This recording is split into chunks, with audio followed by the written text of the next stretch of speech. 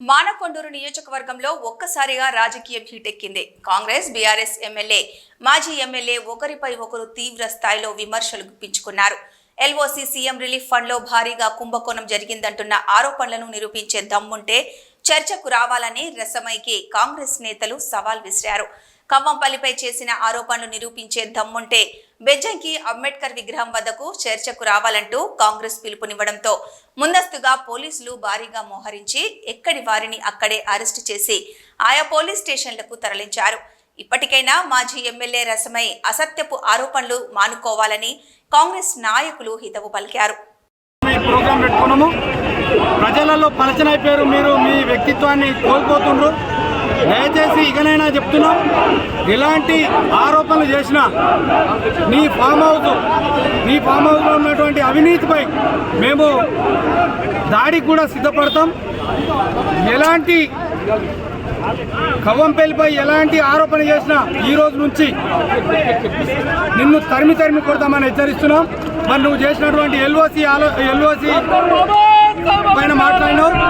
LOC అనేది కేవలం NIMS hospital మాత్రమే ఎల్ఓసి ఇవ్వడం జరుగుతుంది.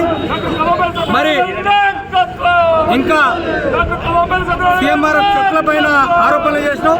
నువ్వు నిరూపించు, ఏ మండలంలో ఏమన్నా అవినీతి జరిగితే నిరూపించు. కానీ అనవసరమైన ఆరోపణలు చేసి నీకున్నటువంటి కొద్ది గొప్ప మంచితనాన్ని చెడ్డ పేరు తెచ్చుకోవద్దని హెచ్చరిస్తున్నాం. ఇలాంటి చౌకబారు మాటలు మాట్లాడద్దు. ఎలాంటి చౌకబారు మాటలు మాట్లాడినా నీ ఫామ్ హౌస్లో ఈరోజు రైతులకు పోయే నీళ్లను కూడా నువ్వు గండి కొట్టి అక్రమంగా నీళ్లు తీసుకోబోతున్నావు. ఆ గండిని కూడా త్వరలో పూడ్చిపెడతాం. నీకు ఎలాంటి సౌకర్యం రాకుండా చేస్తాం. ప్రజలకు అందే నీళ్లను నువ్వు నీ ఫామ్ హౌస్ పెట్టుకున్నావు. అయినా మేము చూస్తూ ఊరుకున్నాం. ఇక నుంచి ఊరుకునే పరిస్థితి లేదు. ఈ ఫామ్ హౌస్ లకు నీళ్లు రాకుండా చేస్తాం. ఇదే హెచ్చరిక. జై కాంగ్రెస్. బీఆర్ఎస్ పార్టీ కుటుంబ సభ్యులందరికీ ధన్యవాదాలు. ఈరోజు మరి గుండారంలో నేను మీ ధైర్యంతో, మీ అండదండలతో, మీ శక్తితో నేను చాలా ధైర్యంగా ఉన్నా. నాకు ఎలాంటి ఇబ్బంది కూడా లేదు. కాబట్టి మీరు ఎవరు కూడా ఆందోళన పడవద్దని చెప్పేసి మీకు నేను విజ్ఞప్తి చేస్తా ఉన్నా. ముఖ్యంగా తెలంగాణ రాష్ట్ర సాధనలోనే పుడితొక్కడి సత్యరెండు రాజన ఓ రాజన ఎత్తుకో తెలంగాణ జెండా అంటూ 14 సంవత్సరాలు తెలంగాణ ఉద్యమాన్ని ప్రజలను చైతన్యపరిచినటువంటి బిడ్డ మీ రసమై బిడ్డ. కాబట్టి ఏదో ఈ చిల్లర మల్లర బెదిరింపులకు నేను బెదిరిపోయేటని కాదు. నేను కమిషన్ల నారాయణ కవ్వంపల్లి గారికి సూటిగా ఒకటి చెప్తా ఉన్నా. ఈ చిల్లర మల్లర వ్యవహారం అనేది మానుకోమని చెప్తా ఉన్నా. ఇవల్ల నిన్ను, నీ అక్రమాలను, నీ సీఎం రిలీఫ్ ఫండ్ దొంగలను వెలికి తీసి ఇలా పోలీసులకు పట్టించినందుకు నన్ను చంపమని చెప్పేసి ఇవాళ 6 మండలాల కార్యకర్తలకు మీరంతా కదిలి రండి, గుండారం వెళ్లి రసమై బాలకిషన్ ఇల్లును కాలబెట్టండి, రసమై మీద రాళ్లతో దాడి చేసి చంపేయమని చెప్పేసి ఇలా నువ్వు ఉసిగొలుపుతూ నువ్వు పిలిపిరిచినావు చూడు. నిజంగా నాకు నవ్వొస్తా ఉన్నది. నారాయణ రసమై అనేటోడు ప్రాణాలకు భయపడేటోడు కాదు. ప్రాణం పోయినా పర్వాలేదు.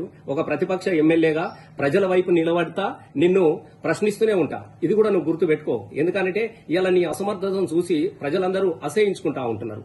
18 రోజులుగా నిద్రాహారాలు మాని కన్నీళ్లతో కడుపు నింపుకొని మొత్తం అంతా కాలువ కోసము పెద్దలింగాపూర్లో దీక్ష చేస్తున్నటువంటి మహిళలు ఏడుస్తా ఉంటే రంగు నీళ్లు చల్లుకుంటా ఇక్కడ ఎంజాయ్ చేసినటువంటి నీ పరిస్థితి చూసి కనీసం వాళ్ళ కాలువల నీళ్ళు ఇవ్వాలి కదా అని అడిగినందుకు నన్ను చంపమని చెప్తున్నావా?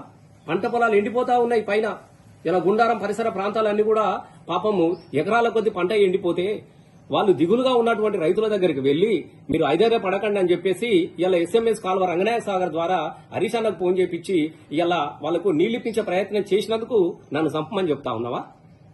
ఇలా నేనొకటి నేను సూటిగా అడుగుదాల్చుకున్నా. నువ్వు 14 సంవత్సరాలు తెలంగాణ ఉద్యమంలో ఉన్న బిడ్డగా చెప్తా ఉన్నా.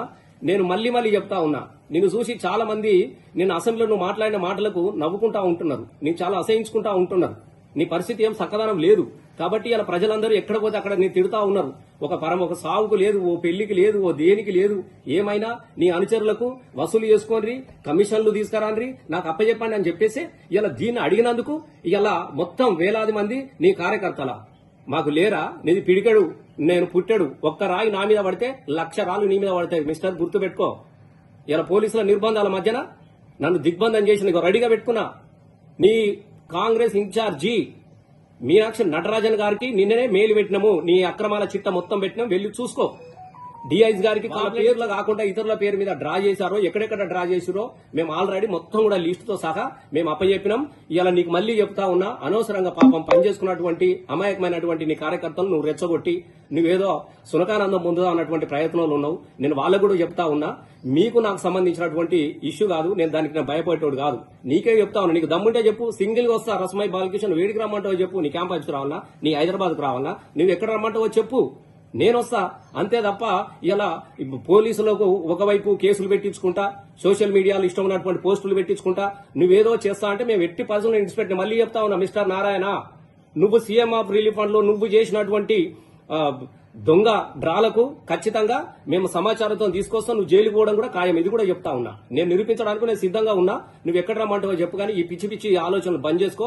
ఈ నేను మళ్ళీ చెప్తా ఉన్నా, ఈ బెదిరింపులకు, ఈ రౌడీజానికి, గుండాయిజానికి రస్మై బాలకృష్ణ భయపడ్డాడు. నేను ఇది మళ్ళీ చెప్తా ఉంటున్నా. నువ్వు ఒకసారి ఆలోచన చేసుకుని ఇట్లాంటి నువ్వు ఒక ప్రజాప్రతినిధిగా 5 సంవత్సరాలకు ఒక అవకాశం ఇచ్చినారు, ప్రజల అవసరాలను గుర్తుపెట్టుకో, వాళ్ళకు ఓదార్పునియ్యి, వాళ్ళకు భరోసానియ్యి. అట్లాంటిది విడిచిపెట్టి నువ్వేదో బెదిరింపులతోని ప్రతిపక్షాన్ని లేకుండా చేస్తా అని చెప్పేసి నువ్వు పగటి కళలు అంటున్నావు. నీ కళలు అవి నెరవేరవు, దీన్ని గుర్తుపెట్టుకో.